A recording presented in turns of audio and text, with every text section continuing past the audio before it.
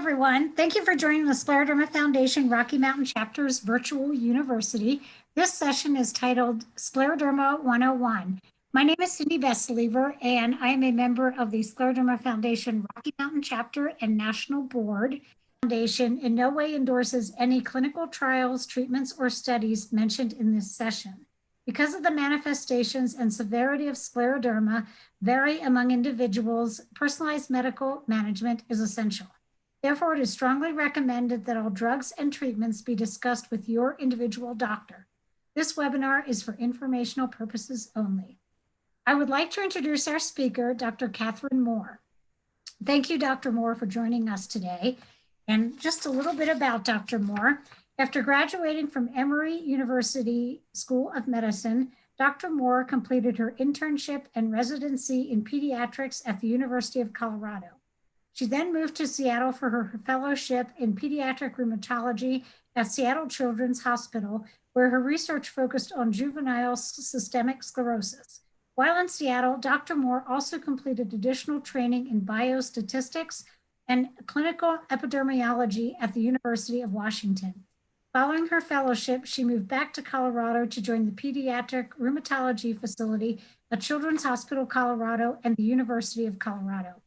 In addition to her clinical responsibilities, she is the site principal investigator for a number of clinical outcome studies in pediatric rheumatological illnesses. She also serves on the medical advisory board for the Colorado chapters of the Scleroderma Foundation and the Arthritis Foundation, and works with both these groups to advocate for the needs of children with rheumatic disease. So let's welcome Dr. Moore today. Thank you, Dr. Moore. It's all yours. Thank you, Cindy. And it's so good to be able to join everybody. Good afternoon, and I'm happy to be here and chat with you guys more about scleroderma. I know you've had a number of talks today focusing on various specific manifestations of scleroderma. So my goal really for this afternoon is to kind of take a step back and just take a generalized overview of this illness, including, what do we know about how it presents, how it manifests itself, what causes it, how do we approach treatment.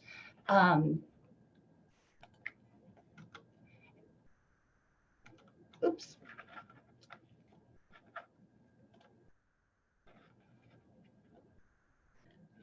Are my slides advancing? Uh-oh. Oh, there we go. Sorry, everybody. So just to give you an overview of what we will talk about today, in addition to kind of giving you an overview about scleroderma, I also want to talk a bit about considerations as you put together a treatment team, and who are the people that would need to be on that, and who are the people that you want involved as you approach your care. And then I also wanted to take some time to touch upon some specific questions regarding COVID-19, especially living with chronic illness and autoimmune illness and being on a lot of the medications that many of you may be on. If you have questions along the way, like Cindy said, you can use the chat box, and also I will plan to leave some time at the end to talk about things. So to start out, what do we even mean when we say scleroderma? Why this long word in medicine? Like many terms in medicine, it comes from Greek roots, and literally it translates into the terms hard skin. Scleroderma is an autoimmune illness, and I'm going to spend some time in the coming slides to talk about what I really mean by that. Scleroderma can be its kind of most basic branching point is into two different types, localized scleroderma and systemic sclerosis. And I will also talk more about the distinction between these.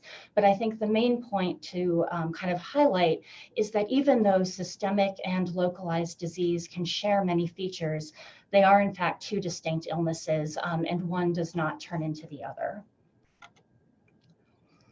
So before talking about numbers, it's also important to clarify what is meant by the terminology when referring to numbers in terms such as prevalence and incidence. So the bathtub analogy that you guys can see here is one that I like, and the incidence is a term that's used to refer to kind of that inflow of water, to the number of new cases of any condition that are coming every year. How many new cases of scleroderma in a given year are there? Whereas prevalence is really a term that is used to describe the cumulative number of how many are there in the population. So kind of similar to this bathtub, the incidence would be the new water that's flowing in, and the prevalence would be the total amount of water that you have in your tub. As you can see from the numbers here, localized scleroderma is much less common than systemic sclerosis, and it's much more often seen in children, although both conditions can be seen in all age groups. Only about 3 to 5% of scleroderma cases begin in childhood. I think here at Children's Hospital, it always feels more than that to us because we are a major referral center and so many children come here. But in general, most cases do start in adulthood. This is just a graph that kind of gives you another way of looking at the numbers of the question, who gets scleroderma, where on the graph here, what the lines are representing, and I'm not sure if you can see my pointer, but the horizontal line really, that is the age, and so referring to the different age groups going from left to right as people get older. And the vertical line is the incidence. So again, the number of new cases that are being diagnosed per million. And by far, white women, and especially between the ages of the 30s and kind of 50s, would be the highest rates that we see, followed by African American women. And you can see for both of these demographics, men are definitely, they're on the board, but significantly less than women are. So I want to take a little step back. This is kind of your biology 101 lesson, and discuss what we even mean when we say something is an autoimmune disease. It's a term I know you hear all the time with scleroderma and in a rheumatology clinic, but what do we mean by that? So for all of us, our immune system is what helps protect our bodies against foreign invaders like bacteria and viruses, including coronavirus that we're all hearing about. Part of that process of defending against these germs involves our cells sending out messengers to each other, and ultimately that causes inflammation. And if you can think back to the last time that you injured yourself, whether it was a cut or a scrape or just another bad injury, and the area became red and swollen, that's an example of that inflammatory process. In part, that's actually good, even though it doesn't feel like it when it's happening, but it helps bring more immune system cells to the area that can help fight off germs. And it also creates a local environment that's really not hospitable to germs. That redness and heat and, there's changes in the pH of the area, and all of those things make it hard for germs to survive. And so in part, inflammation is actually good. Even though it doesn't feel very good, as we all know.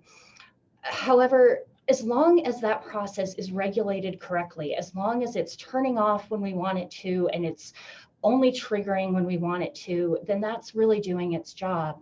But we run into trouble if inflammation just turns on by itself, or if it turns on and it doesn't turn off.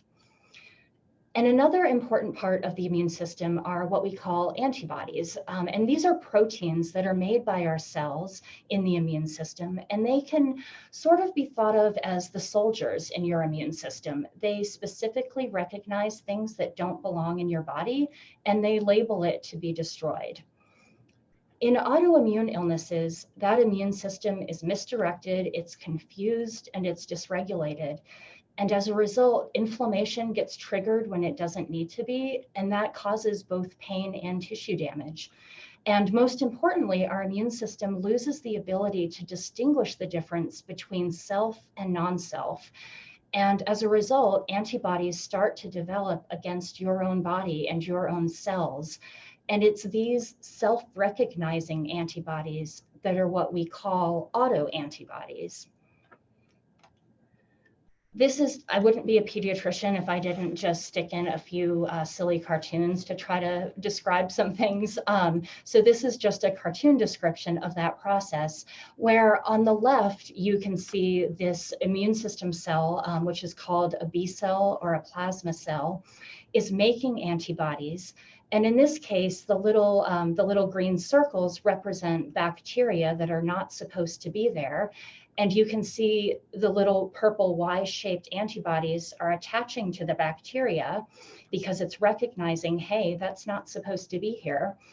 And this big, ugly shark-looking guy is just to represent other parts of our immune system that then are able to recognize things that have antibodies attached to them. And that's their clue that says, hey, this doesn't belong here, I get rid of it. And they come along and they can help destroy the things that are not supposed to be there. In autoimmune disease, these same B cells, plasma cells, are still there and they're making antibodies. But what's different in this case is that the green circles are representing your own body and your own cells or parts of cells. And this is representing the development of antibodies against your own cells. And if that happens and they develop antibodies against proteins within the nucleus of your cells, that's what's referred to as anti-nuclear antibodies, otherwise known as ANA. And I'm sure many of you guys know, you've heard the term ANA as part of your workup when you were diagnosed. It's a lab test that we'll talk a little bit more about. So autoantibodies by themselves are not always the direct cause of illness. It's not obviously nearly as straightforward as those cartoons would lead you to believe. Things are not always being actively eaten up by ugly shark-like looking cells. Often the antibodies, I mean, sometimes they actually can cause direct destruction, but a lot of the time those antibodies just cause trouble because they contribute to triggering inflammation. And it's really that inflammation that is the primary problem. And sometimes we don't even honestly know what the antibodies do. We just are able to measure them and know that they're there. And it's a signal that the immune system is not functioning properly because they're being created. ANAs are seen in the vast majority of patients with scleroderma. Estimates are over 95% of patients with scleroderma will have an ANA of some form. An ANA by itself, to make life even more confusing, is actually an umbrella term, since there are a number of different proteins inside the nucleus of all of our cells. And we have developed the ability to look for antibodies against many of those different proteins in our cells. And what we've seen is that there are some that are specifically associated with scleroderma and can give us a clue when it comes time to try to figure out diagnosis, but also clues in terms of being able to look for specific associations. And what I mean by that is this table here lists some of the more common autoantibodies that we have developed the ability to test for in scleroderma. And the point of this slide is not to go into medical jargon detail with all of the different terms and all of the different antibodies that we look for, but more to show that there are certain ones that are associated with different forms of scleroderma and also with different manifestations. And this becomes important because knowing what particular antibody a particular person has helps your doctor know, well, gosh, how aggressive might their disease be and what sorts of things do I need to monitor and look for, even if they don't have symptoms of it now. If we know that they are at higher risk for having lung disease or kidney disease, then it helps guide both treatment decisions in terms of how aggressive to be with medications and also routine monitoring. So in scleroderma, there are three main problems that we see happening. The first involves this dysregulated immune process that is producing autoantibodies. The second is something that we call vasculopathy, and what that refers to is blood vessel problems. So our blood vessels, and specifically the lining of our blood vessels, contain cells that can become inflamed, and if that immune process is dysregulated, and that inflammatory process, when I was discussing earlier about you only want it to be turned on in the right situation? Well, we don't want the lining of our blood vessels to become inflamed and thickened, but in scleroderma that can happen, and that can lead to problems such as Raynaud's syndrome, as well as if it happens to the blood vessels in the lungs, can lead to things like pulmonary hypertension. Fibrosis is also one of the hallmark problems that's seen in scleroderma. And what that refers to as a thickening or a hardening of the skin and sometimes other organs that develops because of inflammation and because of an excessive production of a material called collagen. And in the picture here, the cartoon picture, it's what we call a cross section, meaning you're kind of looking head on at a slice of skin where the bottom of the picture refers to the deeper layers and the top is the most towards the top, the superficial surface of our skin. And all of us have a material called collagen kind of within our skin that just gives it some buoyancy and some firmness. But if too much of it develops, then things can become swollen and hardened and almost feel kind of bound down. And the picture here, the photograph, is an example of that, that on the left, you can see there's so much skin thickening that it becomes hard to pinch it up like you would if the collagen was not there in excess.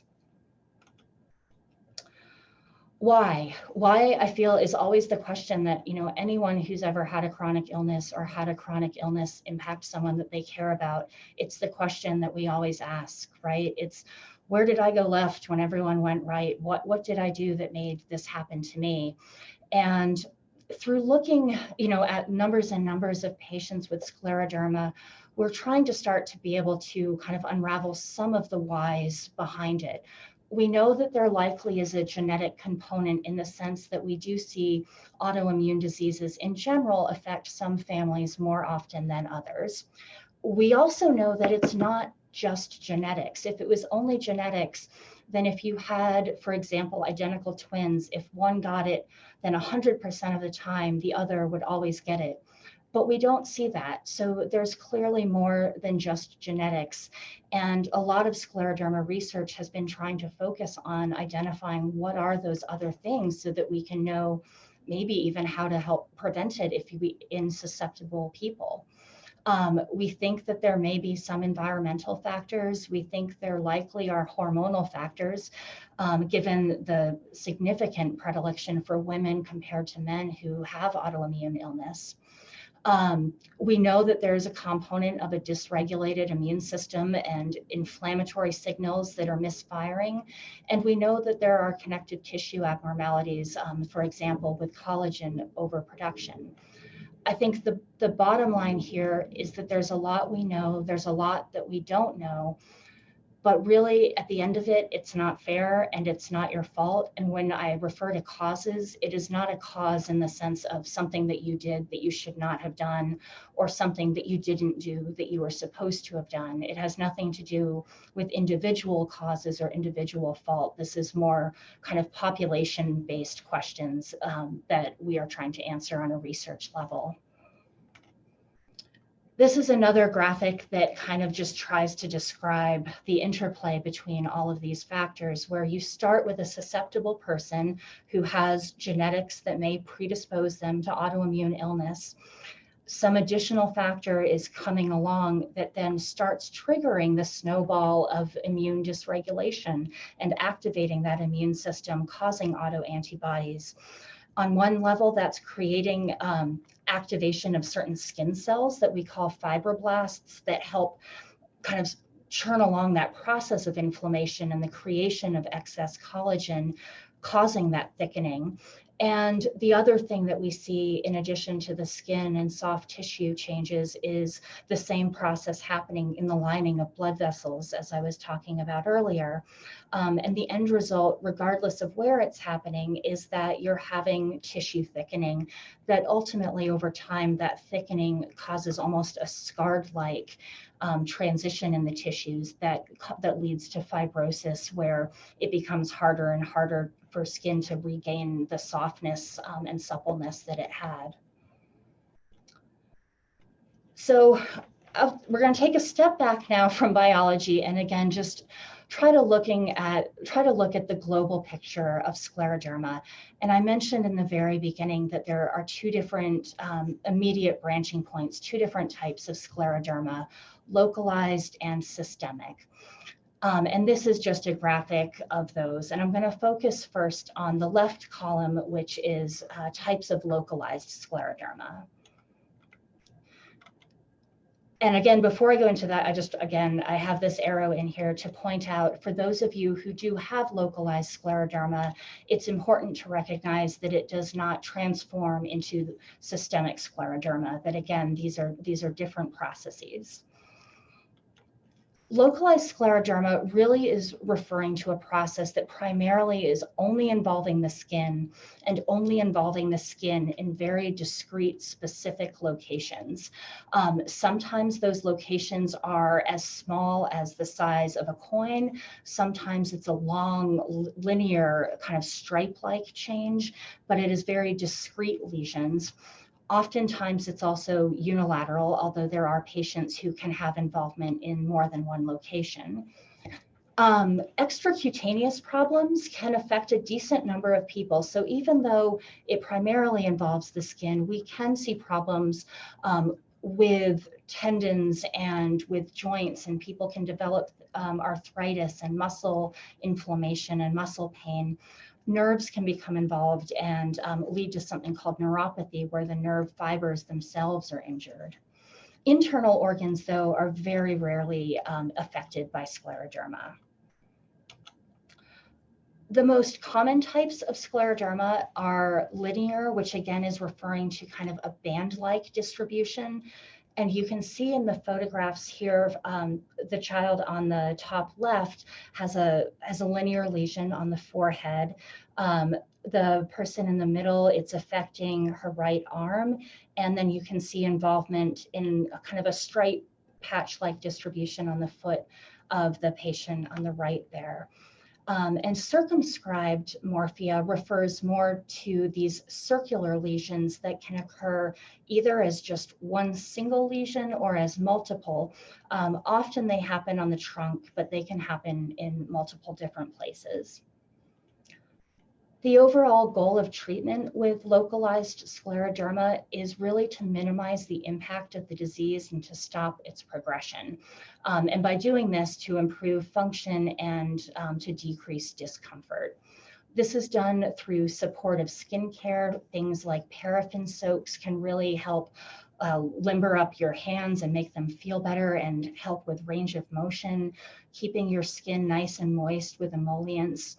There are some types of light therapy that can actually be helpful for these lesions. And physical and occupational therapy are really a very important mainstay, where regular stretching and exercise will help maintain range of motion, as well as help restore some range of motion if it's been lost. Occasionally, surgery can be needed to help improve function, especially if you can look back at some of those photographs. If something is affecting, a joint where there's fibrosis over a joint line, that can make it very difficult to move your joint. And sometimes things like tendon releases can actually be quite helpful for some patients. Controlling inflammation is also of absolute paramount importance, and that's both to stop the progression of the disease and calm down the current inflammatory process. We find it in medicine much easier to treat inflammation than fibrosis, so it's very important to treat as early as we recognize that the disease is starting. I'm going to shift now because the majority of adult patients have systemic sclerosis. I'm sorry, I can't speak this afternoon. Systemic sclerosis, also called systemic scleroderma. So I want to spend the rest of this talk focusing on that. The category of systemic scleroderma, you may see when your doctor is either writing notes or when they're talking to you, they will refer to terms like limited systemic sclerosis or diffuse systemic sclerosis. And really what those terms are distinguishing is how much of the body, how much of the skin is affected. And you can see in the purple and white cartoon depictions here, the the distinction between them is really whether or not this is a process that is affecting the skin of the knees and below, of the elbows and below, or is it also involving the trunk? And if it's only involving areas outside of the trunk in terms of skin, that's what's referred to as limited disease. Whereas people with diffuse scleroderma, that refers to when you have involvement of the skin, not only of your hands and forearms and feet, but also of the trunk and of your chest and upper legs. For both limited and diffuse scleroderma, internal organ involvement can develop. And so really all those terms are distinguishing is the extent of skin disease. Systemic scleroderma can involve a number of different organ systems, though, outside of the skin. And I'm going to go through several of these in the next slides, although none in tremendous detail, both for the sake of time, but also because I know other talks have focused more specifically on some of these manifestations. This is just a slide that discusses how rheumatologists diagnose systemic scleroderma and how we end up classifying it. It's almost a point system where, depending upon which specific manifestations somebody has, you add up points, and you need to get to a certain number of points in order to classify for the diagnosis. And you can see here a lot of the things that are listed are symptoms that are very commonly seen in scleroderma, although what this also points out is that not everybody has every manifestation. There are some things that we see more frequently, such as puffy fingers are fairly common, especially in early stages.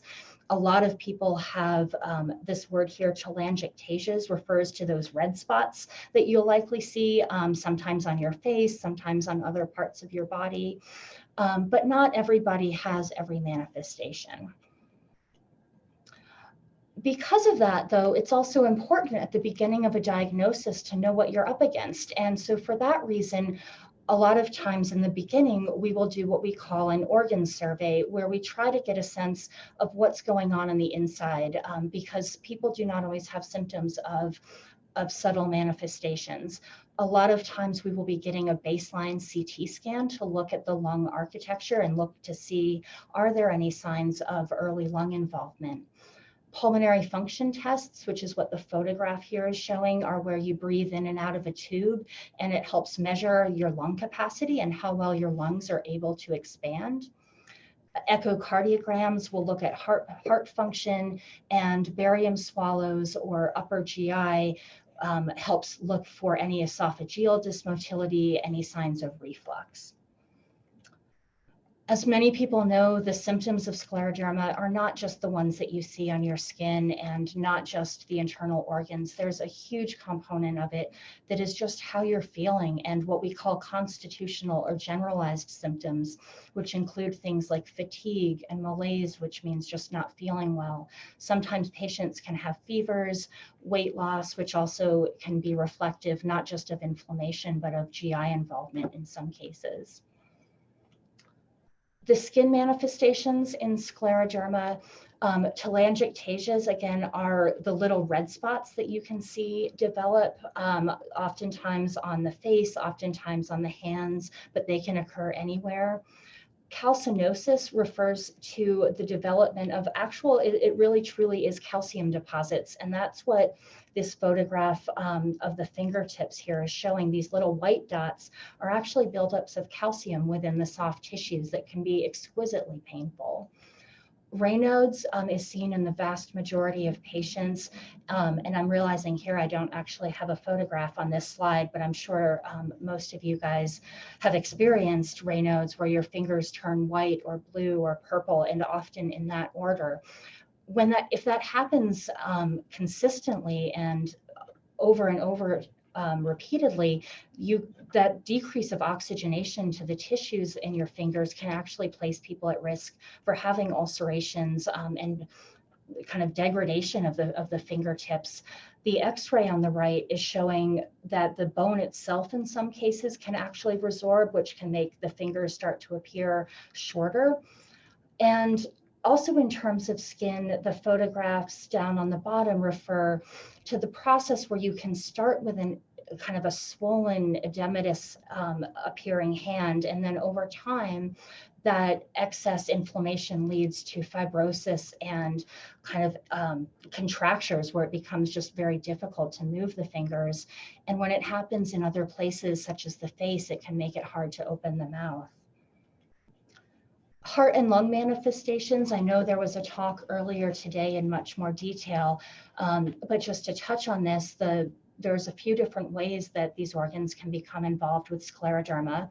First of all, simply having tight skin on the chest can make it hard to expand when you take deep breaths. Interstitial lung disease is referring to an inflammatory scarring of the lungs that can make them hard to expand when you take a deep breath. And pulmonary hypertension refers to when there's an interruption of the blood flow between through the lungs themselves. So normally blood flows from our heart to our lungs and back to our heart. But if there's vascular wall changes within the blood vessels within the lungs, that can limit the flow of blood through the lungs, and then as a consequence, decrease the amount of blood return that's going to the rest of your body, leading to symptoms. Other symptoms that are often seen, GI manifestations. I know there either was or will be a talk specifically dedicated to this. But really, in essence, think of just a hard rubber tube. You want your intestines and your esophagus to be able to contract, to move things through. But if they're thickened and inflamed, it makes it hard for that to happen. And patients will often have significant reflux or problems with motility, and that can impact nutritional aspects of absorption.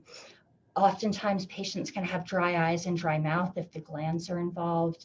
The kidneys, if the blood vessels that are bringing blood flow to the kidneys are impacted and there's decreased blood flow to the kidneys, renal involvement can be seen, and a host of other symptoms. And I think, I put psychological at the very end here, but it really probably should be listed above and beyond anything else, because there are so many aspects of chronic illness that are more than simply just the medical management part of it. It's a huge lifestyle change on every single level. Our treatment approaches in scleroderma are really geared overall to improve quality of life, to limit the progression of disease, and to support your body, through things like staying warm. That helps not only with Raynaud's, but if your skin is dry, then staying warm helps prevent cracking that can happen when we all get cold. General support for the soul, I put in there again, functional support through physical and occupational therapy to preserve range of motion, and then medical management to treat the inflammation. From a skincare standpoint, controlling the underlying disease, again, is also a primary importance, but there's a lot of other supportive measures that can help from both a comfort standpoint as well as just helping keep the blood flow going to your tissues as best you can. I personally always recommend, and I love myself, hot hands, the things that you can kind of shake up and put in your pocket to keep warm. The photograph of someone wearing a vest is to remind us that, when we think of staying warm, we immediately think of our hands and our feet because those are the places that get cold the most obviously. But really the temperature regulation for our body is based on our core, and keeping your core warm is just as important as keeping your hands and feet warm. Many patients for Raynaud's require vasodilators to help open up the blood vessels and bring more blood flow.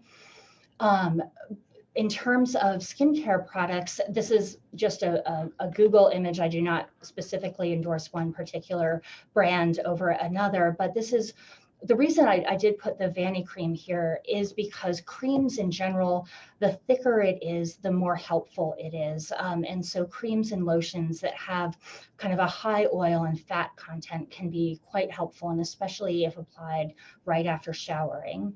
If anyone out there is still a smoker, smoking can also constrict blood vessels. And so one of the million reasons why quitting smoking is important.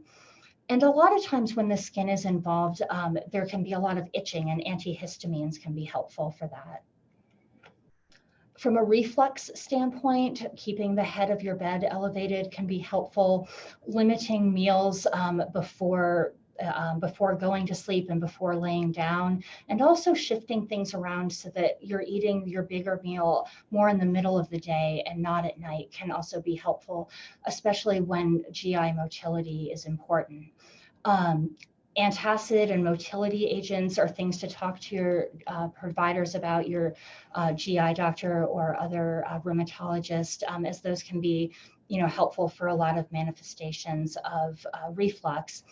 And depending upon each individual case, if aspiration risk is significant, then there are some people that actually benefit from thickening their liquids so that it becomes easier to get them down. From a medication standpoint, there are so many different medications that are out there that are being used. And I think the bottom line really with this topic is to talk to your doctor, but also to really give you kind of just an overview of some of the medications that are used and why they're used. So from the standpoint of medications that help modulate the immune system, there are some that are oral, there are some that are given subcutaneously, and there are some that are given through an IV. It's not necessarily the case that just because something is given by an injection or an IV that it's more powerful or a better medication. Each of these medications differ in terms of which specific manifestations they are better at treating. And there's not one cookie cutter approach to treating scleroderma. It really depends, what are the manifestations for you? If you are someone where the primary manifestations are skin involvement and joint involvement or muscle involvement, then medications such as methotrexate are often the most helpful because that's also a very good arthritis medicine and can be helpful for skin. But for people who have more internal involvement, then medications like Cellcept or some of the new biologic medications are often more helpful. And in addition to treating the specific manifestations, keeping the broad picture in mind of what is the total number of organ systems involved can also be helpful to your doctors, because many medications can help with a number of different manifestations, so that medication doesn't need to be additive where you take this for that and this for another and keep adding to them, that there often are medications that are helpful for numerous different manifestations. For people who have pulmonary hypertension, often medications that help dilate the blood vessels are needed in addition to those that help regulate the immune system. And for people who have renal involvement, there are medications such as lisinopril that can actually help protect the blood flow to your kidneys. Building your treatment team is a really important piece of this, and I'm kind of I think wanted to spend some time going into that. A primary care physician, there is definitely an important role for your PCP. They may feel at times overwhelmed by the complexity of chronic illness, and obviously you still need all of the subspecialists that are involved, but primary care physicians in many cases can act as a ringleader, so to speak, in terms of helping your various subspecialists communicate with each other. And other times they can also just be helpful for routine health screening. Do you need a mammogram? Do you need a colonoscopy? Keeping all of those things in check in addition to treating your scleroderma. Acute visits for infections, referrals to other providers, all of these are reasons that having a PCP who is identified and who knows you is very important. Rheumatology is often seen as the ringleader, though, the true ringleader of a lot of the subspecialty care, just because this is at heart an autoimmune illness, and they can help both with the medical management of immunosuppression as well as the organ survey and keeping an eye on which organ systems have been involved and what other services should be involved. Depending upon where you live, if you don't live close to a major academic medical center, there are some patients who have more than one rheumatologist. For example, they may have a local rheumatologist who they see on a regular basis and then make quarterly or semi-annual trips to a more academic tertiary care center, such as National Jewish or University of Colorado, which are scleroderma centers. The specific subspecialists that you see will really depend on what manifestations you have, for example, pulmonary, gastroenterology, nephrology. Physical and occupational therapy, I know I've touched on, but can be helpful for the majority of patients. Dentistry comes up time and time again in these conferences because dental issues are very common in scleroderma. Wound care can be a big piece of this, both if you have calcinosis as well as if there are ulcerations from severe Raynaud's. I know that Dr. Kilborn touched on the counseling aspects of that, which is very important. And a lot of patients will ask about alternative medicine. Is it okay to see naturopaths or other providers? And my response, and when I've talked with other rheumatologists, typically what others have also said is that usually it's okay, that there's no objection to approaching this from many different aspects, as long as we're aware of what's going on. And so as long as I'm being kept in the loop in terms of, are there other supplements that are being added, and asking before starting, because there are some times where certain things could interact with other medications or have undesirable side effects that would be unique to scleroderma. So it's, for the most part, it's fine to add to the number of providers involved in your team, as long as everyone is keeping in touch with each other. I wanted to end by just going through a few what I call life hacks. Managing any kind of chronic illness, whether it's scleroderma or being a caretaker or a loved one or a close friend of someone with a chronic illness, it really can be a full-time job between managing multiple appointments, managing multiple medications. So this is just a reminder that there are even apps out there, there's pill trackers that can remind you. You can set alarms on your phone. These are by far, these are just 4 examples, but use technology to help you, because it can be an overwhelming process. One thing I always like to point out to patients are the emergency medical apps on your phones that many people are not aware are there. I think of these as sort of the modern version of a medical alert bracelet. So for those of you who do not know, your phone can actually be programmed so that if you're in an emergency situation and you're unable to speak for yourself, an emergency worker, a physician, an EMS provider can actually access even a locked phone to look for emergency medical information. And the way that you set it up, for those, and I have both an Apple slide and a Droid slide, but for Apple users, in the Health app, which is the one with the little heart, there's something called Medical ID, and you can put in what medications are you on, what diagnoses do you have, who are your medical providers, and what are their phone numbers. And the way that it's accessed, this bottom photograph is of a locked screen, and we all know that it says emergency. Tapping emergency doesn't just send 911, it actually brings you to this second screen where a label pops up that says medical ID. And if that is touched, then all of your medical information that you've entered then becomes visible. And there's a similar app in Android called ICE, or In Case of Emergency, which I've always thought was an unfortunate name for it, but it is there and quite useful. From a research standpoint, I have one slide that I just wanted to share with you that I wanted to talk about, why do we need research? Well, I think it's, in many ways obvious, but, we need it to minimize drug toxicity. Sure, we have drugs that can be helpful, but they often come with side effects that are anywhere from uncomfortable to downright dangerous.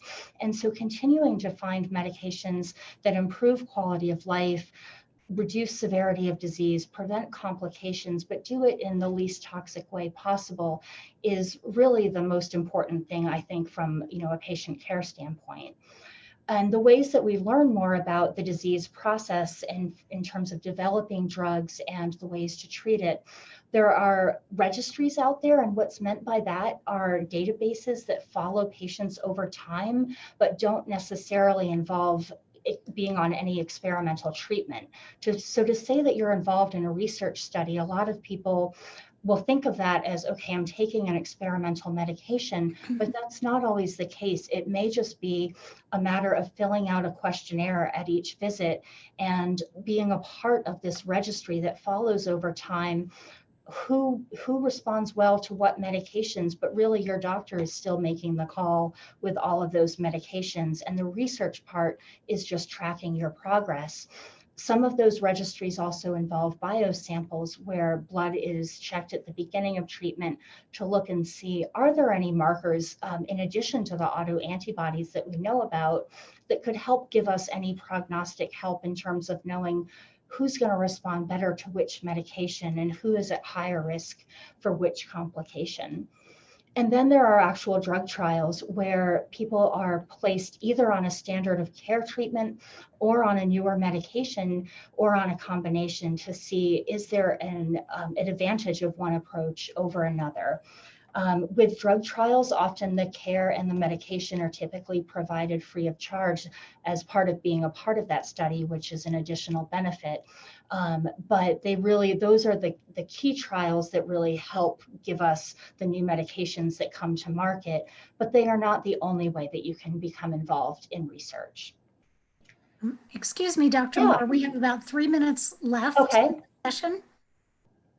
And I think I just have one more slide on COVID and a couple of web links. So I think 3 minutes should be perfect. Although, does that include the question and answer?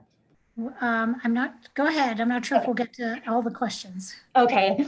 So I just wanted to quickly touch on COVID, since I know it's on everybody's mind. And since the slides will become available to everybody, I will not go through all of this, but just to say the bottom line with all of this is talk to your doctor.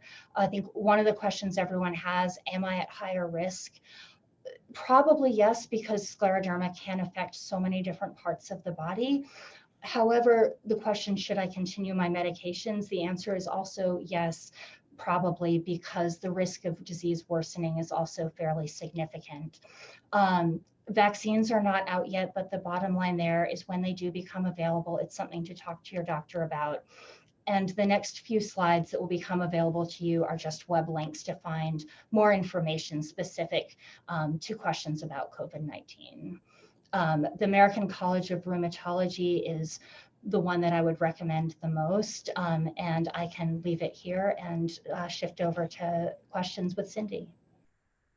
Great, thank you, Dr. Moore. That was very first question is, what dental issues are common?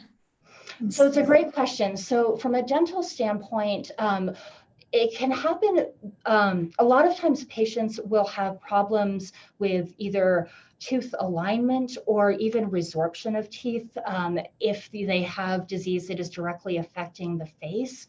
But other times the dryness of the mouth that comes from gland involvement can also lead to increased risk for dental cavities and other dental problems that can result from having a dry mouth. Great, thank you. And one more question. I have severe dry eye and had retina surgery and cataract surgeries on both eyes in the last 5 years. Any relation to scleroderma? Can you repeat the first part, cataract surgery and what else? Retina surgery and cataract surgery, and also has dry eyes. Not that I can immediately think of. I know that sometimes with the dry eyes with scleroderma, healing after procedures can be difficult. The biggest thing that comes to mind, though, especially when I hear cataracts, is not necessarily the scleroderma itself, but some medications. In particular, if anyone is on, if this person or if anyone is on chronic steroids, prednisone, for example, is definitely can be associated with cataract development. And so sometimes these things cannot be just the scleroderma itself, but also the medications. but in particular, those don't strike me as being a direct link to scleroderma itself. Great, thank you. Well, I'd like to, again, thank you, Dr. Moore, for your presentation today and your time and expertise with us. And thank you all of you for joining us today. And special thanks to our Diamond National sponsors, Actelion Pharmaceuticals and Boehringer Ingelheim. And our next session will begin at 3 o'clock, which is skin, muscles, and joints in scleroderma. Thank you, and we'll see you in a few minutes.